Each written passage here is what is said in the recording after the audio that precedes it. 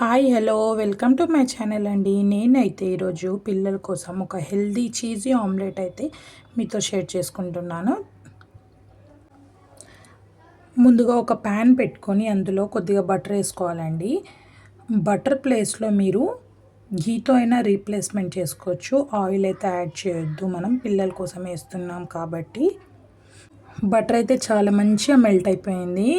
మొత్తం ఆమ్లెట్ అనేది మొత్తం స్లో ఫ్లేమ్ మీద పెట్టి చేసుకోవాలి. నేనైతే ఒక ఎగ్ వేసేసి దాన్ని స్ప్రెడ్ చేసుకున్నా మంచిగా.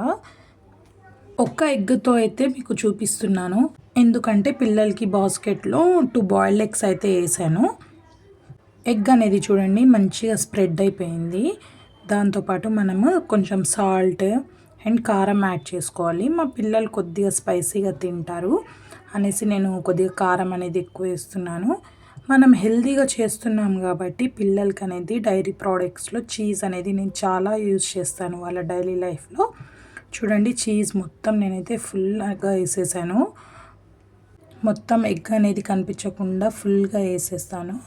మనం ఇలా వేసిన తర్వాత దాన్ని ఫ్లిప్ అనేది చేయకూడదండి. జస్ట్ స్లో ఫ్లేమ్ మీద పెడతాం కదా, క్యాప్ వేసేస్తే ఆ చీజ్ అనేది మొత్తం మంచిగా మెల్ట్ అయిపోతుంది. మెల్ట్ అయిన తర్వాత చాలా చూడ్డానికి కూడా చాలా బాగుంటుంది. పిల్లలకి స్కూల్ నుంచి వచ్చాక స్నాక్స్ లాగా కూడా ఇవ్వచ్చు మనం.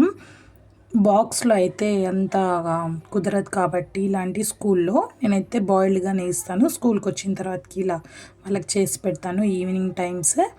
చూడండి ఎంత బాగుందో. చూడండి నేనైతే ఫ్లిప్ చేయలేదు, జస్ట్ ఆ ఫ్లేమ్ మీదే మొత్తం అయిపోయింది. మీకు నా రెసిపీస్ నచ్చినట్టయితే ఒక లైక్ అండ్ కామెంట్ చేయండి. Thank you for watching my videos.